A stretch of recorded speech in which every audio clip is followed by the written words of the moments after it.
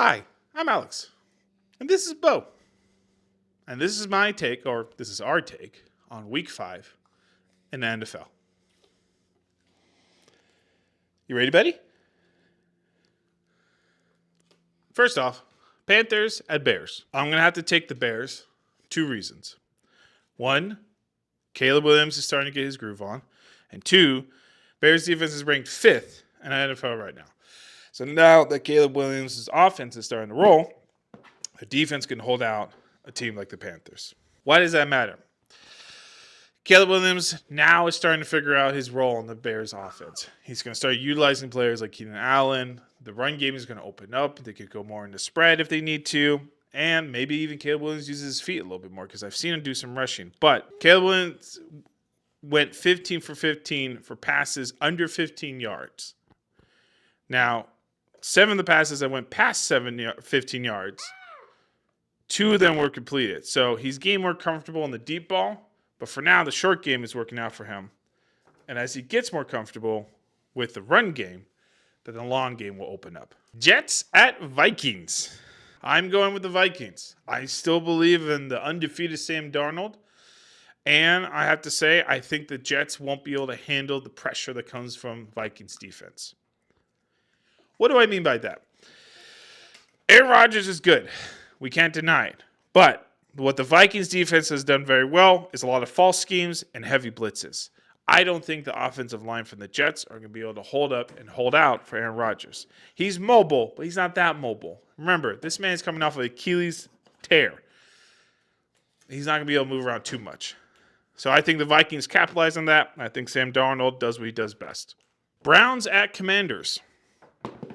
2 reasons why the Commanders will take this win. 1, Jaden Daniels. The guy is on a roll. He is comfortable. He's hitting passes. The man is not even sweating out there. And second off, the Browns' offense is 31st in the league right now. They're not going to do well against the Commanders' defense. That's actually fared pretty well, and I think it's pretty much in the middle of the pack. So if they can't put points on the board as fast as the Commanders can put points on the board, then they're going to have problems. On a longer note, Washington needs a trade for Davante Adams. Can you imagine Davante Adams with a quarterback like Jaden Daniels? They would be nasty. Hands down, they win the division. Colts at Jaguars. This one's kind of a mess. With the uncertainty with Anthony Richardson and probably Joe Flacco starting, I think I'm still going to go with the Colts. And 2 reasons why. The Jaguars' offense is not flowing. They still haven't had a win. And their defense is even worse, which means they're not going to be able to handle against a veteran quarterback with a pretty steady young offense.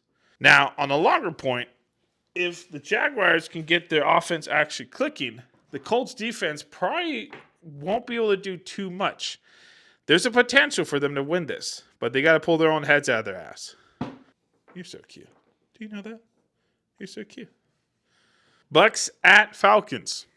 This one is a tough one because, as we all have seen, if I deny the power of Kirk Cousins, he shows his ugly head and punishes me.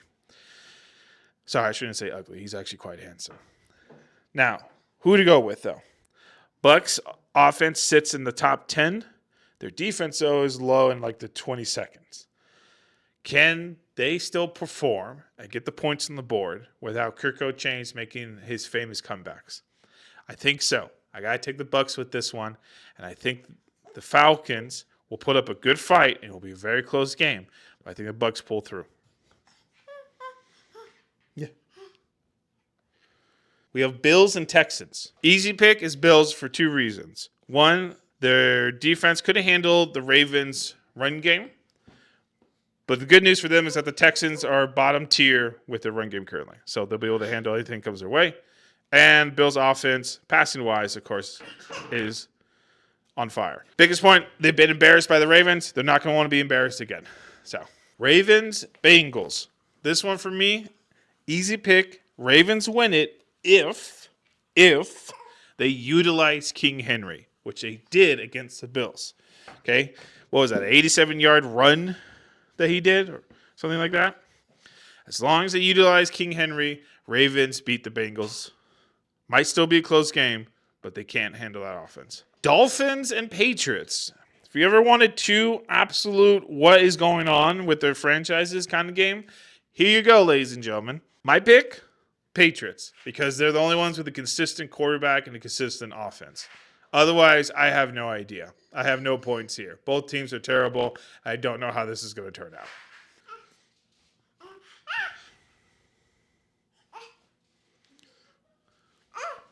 All right, time for the big one. Cardinals at the San Francisco 49ers. Easy pick here is, of course, the 49ers. Cardinals went on a quick little hot 1-2 game there, but now they're 1-3. Don't give me that look. Their defense is ranked 28th right now with a Niners offense that is capitalizing on every and any little mistake. Niners also sit apparently 6th on offense and 9th on defense.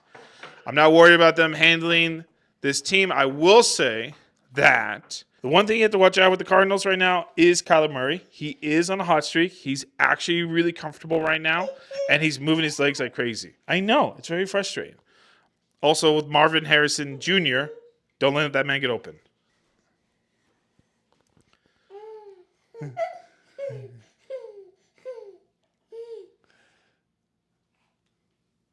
You see, Mama? Let's see. This is how he is when he sees Mom. He loves that Mom.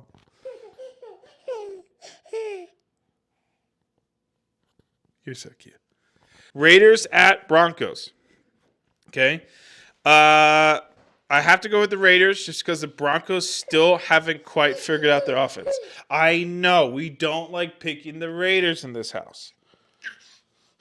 But the Broncos' offense is not moving. Bo Nix is still not quite gelling. Easy pick is Raiders. Biggest point, though, is that the Raiders lose Davante Adams. I'd take the Broncos instead. But I don't think that trade is going to happen this week. I do say that the Raiders are in trouble if they lose Davante. Packers at Rams. Simply put, Packers are the tougher team. I think the Rams are still injury-ridden. Packers win this out. The other thing to note with the Rams as well is that they're 31st in defense. And the Packers offense, I believe, is somewhere in the top 15 at least, and that's going to be a problem. New York Giants at the Seattle Seahawks. Easy pick is the Seahawks. They're 3-0. They're very hot right now. And the Giants, my God, if you ever watch them, it's basically cringy. We had to make a slight adjustment because somebody didn't want to sit in his seat anymore. Why are you licking the mic? Cowboys, Steelers. Cowboys currently sit 18th on offense and 25th on defense. Can they handle a Steelers offense that is still looking good even with that last loss? By the way, reminder everyone, I picked the Colts to beat the Steelers. That was my hot take, and I stick with it. I will say that I have to go with the Steelers at this one. It is in Pittsburgh, and I don't think the Cowboys can handle it. Saints at Chiefs. Oh, I like this. I'm going to have to go with the Saints. Chiefs just lost one of their best players on the team because their quarterback dipped his head trying to tackle someone, which is the first thing you ever learn playing football is never dip your head. And because of that, now his teammate has a torn ACL. I'm not saying to blame him, but I'm saying technique matters. Saints just, of course, have the better offense. I think the Chiefs are a better second half team, but I think they're going to meet their maker at some point, and I wouldn't be surprised if it was the Saints. No, I don't like Patrick Mahomes, and I don't like the Chiefs. Yeah, so that's our take on Week 5 in NFL. As you can tell, somebody's done with this video, and that's okay. Also, I'm going to post a link. I post a YouTube now for the longer videos because I try to keep the Instagram reels short.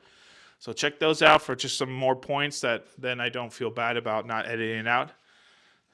But yeah, you don't have to agree with me, but that's our take. Say bye-bye.